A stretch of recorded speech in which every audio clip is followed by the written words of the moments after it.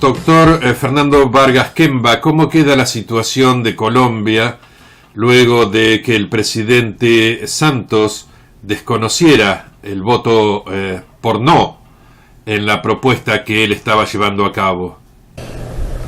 Bueno, esto es en Colombia. Mire, hasta ahora en realidad estamos dándonos cuenta del pueblo, de los días se están dando cuenta de lo que ha pasado. El plebiscito ganó el no, con lo cual significaba que el acuerdo que se le había consultado no tenía ningún valor. Claro. O sea, todo el acuerdo, todo el paquete, porque es que el plebiscito no se preguntó por partes, sino todo. El paquete completo lo acepta o no lo acepta. El pueblo dijo no lo acepta. Perfecto. Eso quedó sin valor. Lo que tendría que haber hecho el gobierno era haber hecho un nuevo plebiscito, haber hecho unos nuevos acuerdos, sí, y haberse los consultado al pueblo. Correcto. O sea, lo que hizo el gobierno en realidad es tomar las partes que los promotores del no estaban de acuerdo y modificarlas un poquito. Ahí se cometió un error, que es lo que ahora estamos debatiendo en Colombia entre amigos, y es que el expresidente Uribe cometió ese error, claro, de haber propuesto una reunión en Palacio, de haberse asumido una vocería de no, que en realidad pues no la tenía, aquí entre nos como toda. Si bien él se sumó también a la campaña del no, pues en realidad que muchos sectores no uribistas también votaron por el no. De manera que el espectro de la derecha completa no está en el uribismo completamente, ¿me comprendes? Comprendo. De manera que Uribe se presta a una invitación del presidente en Palacio que para hacerle unos arreglos al acuerdo, pero resulta que hay unos discursos de Uribe que se hacen en el Congreso después del plebiscito, donde Uribe dice que sí, que el acuerdo tiene cosas buenas y que el nuevo acuerdo reformó cosas buenas en el acuerdo. O sea, Uribe como que le da la aprobación al nuevo acuerdo, ¿me comprendes? Comprendo, sí. De manera que, cabalgando en esa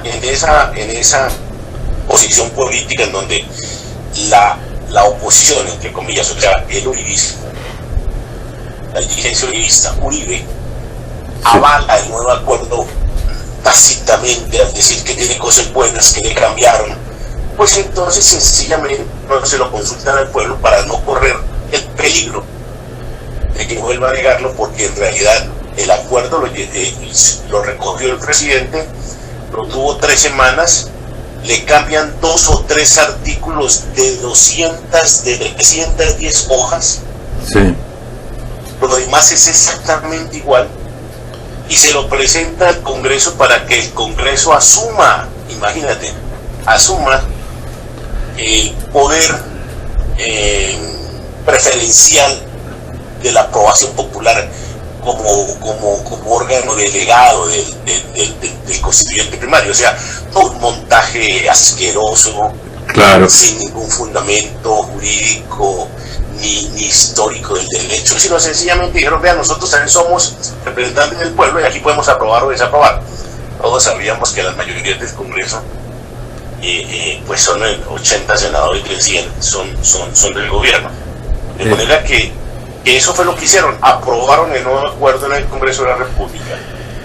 Yo acabo de presentar una demanda de inconstitucionalidad, diciéndole a la Corte Constitucional que por favor tenga en cuenta que si el Congreso quería aprobar un nuevo acuerdo, tenía que solamente aprobar las partes que no contenían el acuerdo que no había sido aceptado por el plebiscito.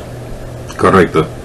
¿Sí me comprendes? Sí, comprendo. Ahora, este acuerdo, no sé llamarle acuerdo o negociado, sí. ¿qué le brinda a las FARC, por ejemplo, que antes le habían prometido, por ejemplo, radioestaciones, terrenos, territorios? No, los privilegios y ventajas políticas, económicas y mediáticas con los medios de comunicación y económicas se mantienen, fueron iguales en el primero como en el segundo. Ajá. O sea, ahí no hubo recorte de nada. ¿Y los grandes cambios, entre comillas, cuáles serían? No, eso hay que preguntarle a Uribe, porque él dice que hubo grandes cambios. Nosotros nunca los vimos. Claro. Ahora, con respecto a la gente, creo que son 180 guerrilleros que van a ser llevados a juicio. No sé de dónde tomó la nota. Ha salido últimamente una noticia de 180 guerrilleros, entre ellos Martín Sombra, Ya. que serían llevados a juicio por delitos cometidos. Ahora, 180 de un total de... es un porcentaje muy poquito. Sí, no, el asunto consiste en lo siguiente. El acuerdo en la parte de la justicia creó unas cosas nuevas que la gente no alcanza a digerir todavía. Sí.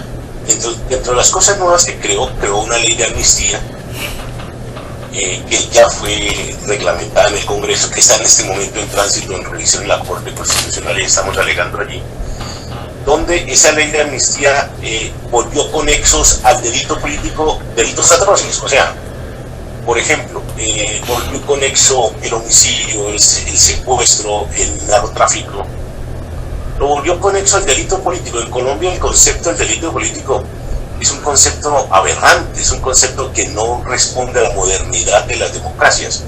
En España no le aplican el concepto del delito político a la ETA, en Inglaterra tampoco al IRA, en Italia no se lo aplicaron a las Brigadas Rojas, en Córcega no se lo aplican al Ejército de Liberación de Córcega.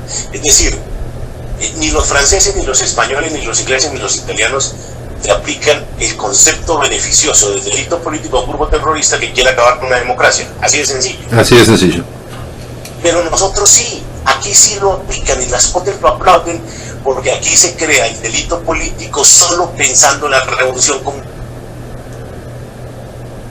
Entonces, por eso el concepto del delito político se aplica siempre, per se, a una agrupación armada que tenga objetivos comunistas, que se declare abiertamente comunista, a ningún otro, a nadie más. A nadie más.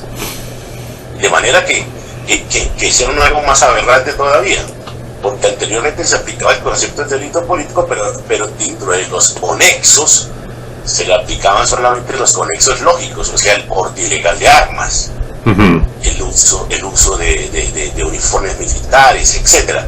Pero no se le metía como se le metió ahora conexo para ser indultado, amnistiado, no sancionado, el narcotráfico, el secuestro, en un rengloncito.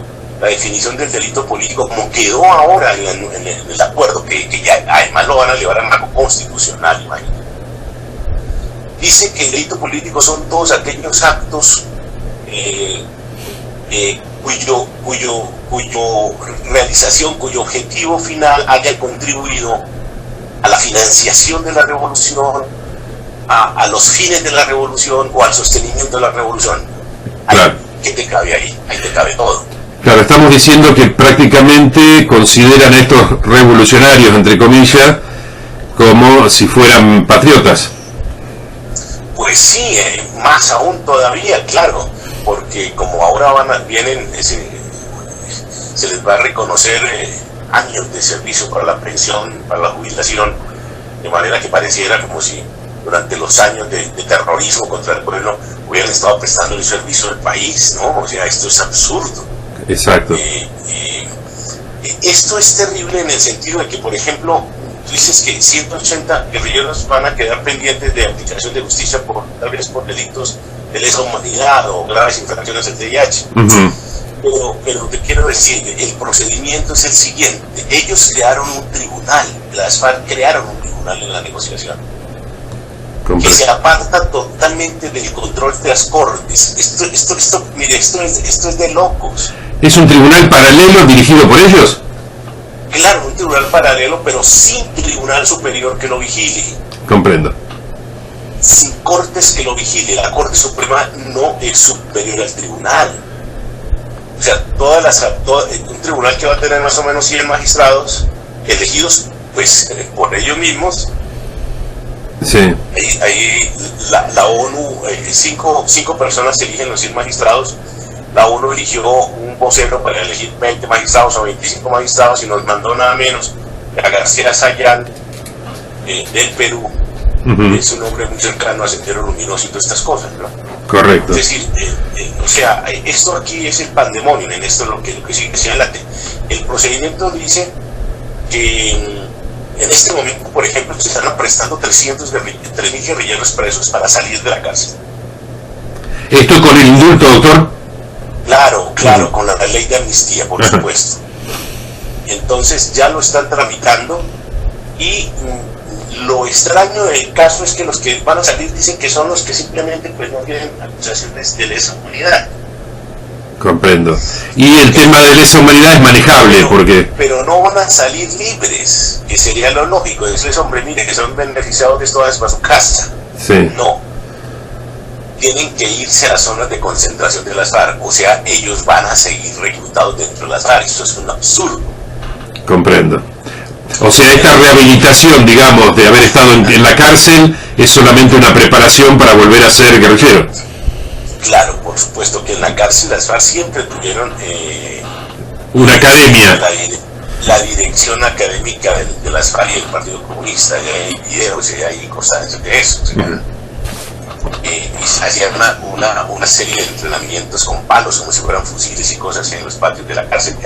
¿Y cómo hacían en el Perú? No sé si han visto los videos. Sí, exacto. Ok, de manera que dicen que los que están pendientes de delitos de lesa humanidad van a ser procesados, pero el procedimiento es el siguiente: van a ir a las zonas de concentración, o sea, salen de la cárcel y van a sus zonas de legales de concentración, que son zonas de veraneo que le dieron a las FARC, muy bien custodiadas, con muy buenos, con todos los equipos de una vida mejor a cualquier campesino, con muy buenas instalaciones, de manera que van a estar allí, pero en libertad, pero dentro de la zona veredal. Correcto, es como volver a hacer una capacitación de cómo hacer terrorismo. Sí, de todas maneras, lo que quiero señalarte es que van a quedar libres. Claro. Siempre. Comprendo. De manera que, y luego el juzgamiento lo van a hacer ellos mismos, o sea, sus mismos amigos de magistrados en el tribunal, que para eso las FARC pelearon con el gobierno. Sí. Allí en el tribunal lo que van a llamar es a los militares, a quienes los engañaron en Colombia y les dijeron que iban a quedar libres con solo aceptarlos, con contar la verdad. Pero ¿qué significa contar la verdad? Es incriminarse, aceptar todos los cargos. Comprendo. Sí, esto es más o menos como un espejo de lo que pasa en Argentina, que son juzgados por jueces que eran terroristas y ahora, bueno, se convirtieron en magistrados. Correcto, correcto. Aquí en Colombia veníamos con una cosa que se llamaba 20 años la guerra jurídica, que es gente del partido, no tan de frente militantes de la guerrilla, pero sí militantes del partido, gente con ideología sesgada del partido, militantes de la universidad, que llegaron a ser magistrados y jueces. Sí. Ellos hicieron desde la fiscalía, crearon una unidad especial de derechos humanos, se llama así, que es la encargada de investigar, como aquí se perdió el fuero militar, igual que en Argentina, pues ella es la encargada de investigar las bajas que el ejército producía en operaciones militares. Comprendo. De manera que este es el único país del mundo que en medio de una guerra, ponle atención a lo que digo, el único país del mundo que en medio de una guerra, de un conflicto armado, de una guerra reconocida por el gobierno, hace operaciones militares en donde los militares no ponen como condición que sean juzgados por su justicia penal militar, sino que se entregan en manos del enemigo. O sea, esto es absurdo. Claro. Sí, no, hoy es absurdo, y yo les he dicho eso. Pero eso el ejército está sumamente restringido hoy en día porque los mandos están plegados a este proceso también. Y todo el que hable o se opine de algo distinto lo echan. De manera que el ejército es el único, les he dicho en las redes sociales porque ellos me ven. Dicho, miren, el único ejército del mundo que al terminar una guerra va a ser feliz a entregarse en manos del enemigo, en un tribunal del enemigo, es este. Es este. Es este. As I walk through the valley of the shadow of death, I take a look at my life and realize there's nothing left. Cause I've been blasting and laughing for so long that even my mama thinks that my mind is gone. And I ain't never crossed a man who didn't deserve it. Me be treated like a punk, you know that's unheard of. You better watch how you're talking and where you're walking, or you and your homies might be lined and chalking. I really hate to trip, but I gotta look. As I croak, I see myself in that pistol smoke. Oh, I'm the kind of G that little homies wanna be like. On my knees in the night, saying prayers in the street light. Been spending most their lives living in the gangster's paradise. Been spending most their lives living in the gangster's paradise. Look at the situation they got me facing. I can't live a normal life, I was raised by the streets, so I gotta be down with the hood team. Too much television watching got me chasing dreams. I'm an educated fool with money on my mind. I got my 10 in my hand and a gleam in my eye. I'm a low-down gangster, set tripping banger, and my homies is down, so don't arouse my anger. Death ain't nothing but a heartbeat away. I'm living life, do or die, what can I say? I'm 23 now, but will I live to see 24? The way things are going, I don't know. Been spending most their lives living in the gangster's paradise. Been spending most their lives living in the gangster's paradise. Keep spending most our lives living in the gangster's paradise. Keep spending most their lives living in the gangster's paradise.